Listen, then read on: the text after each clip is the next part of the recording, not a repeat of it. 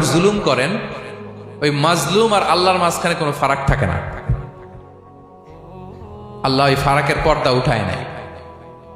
বিষ্ণুই বলেন, ইত্তাকি দাওয়াতাল মাজলুম, তোমরা মজলুমের বদদোয়াকে ভয় করো, খবরদার।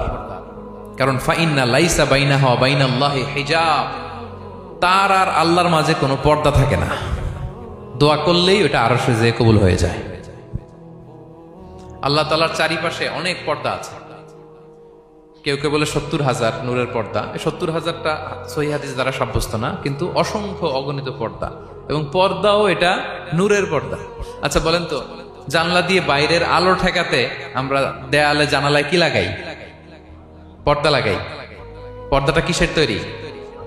মোটা কাপড়ের, যাতে করে ওই আলো না আসে। কিন্তু আল্লাহর চারদিকে যে পর্দা, ওই পর্দাটা কিসের? নূরের, আলো। ওনার পর্দাই আলো দিয়ে তৈরি। সুবহানাল্লাহ বললেন না? বিষ্ণু বলেন, ইত্তাকি দাওয়াতাল মাজলুম, মজলুমের বদদোয়াকে ভয় করো। ফাইন্না লাইসা বাইনাহা ওয়া বাইনাল্লাহি হিজাব, কেউ যখন মজলুম হয়ে কেঁদে বদদোয়া করে, তার আর আল্লাহর মাঝে ওই পর্দা থাকে না। বদদোয়া করছে, ডাইরেক্ট কবুল। খবরদার আমার পেনাঙ্গের ভাইয়েরা, আমরা যেন জালিম না হই। In it's any form, operation in it's any form, যেই কোনো ভাবে, যেই কোনো ক্ষেত্রে, যেই কোনো ধরনের হইতে পারে জুলুম। কাউকে আপনি ছোট্ট কোনো কাজে ঠকালেন, বন্টন নীতিতে ঠকালেন, হ্যাঁ, জমি মেরে দিয়ে ঠকালেন, আমানত মেরে দিয়ে ঠকালেন, ইন ইটস এনি ফর্ম যদি জুলুম করে থাকেন, খবরদার। মজলুমের কান্না কখনো বৃথা যায় না। মজলুমের কান্না কখনো বৃথা যায় না। জীবনের কোনো না কোনো সময়ে এর প্রায়শ্চিত্ত আপনাকে করতে হবে। জীবনের কোনো না কোনো সময়ে এর প্রায়শ্চিত্ত করে আপনাকে মরতে হবে।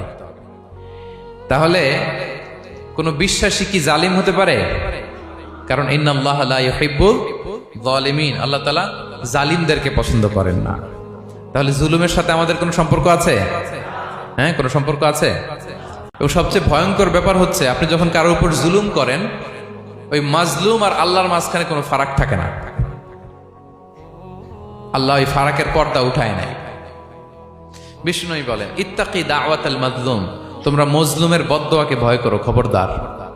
কারণ ফাইন্না লাইসা বাইনাহা ওয়া বাইনাল্লাহি হিজাব, তার আর আল্লাহর মাঝে কোনো পর্দা থাকে না। দোয়া করলেই ওটা আরশে যেয়ে কবুল হয়ে যায়।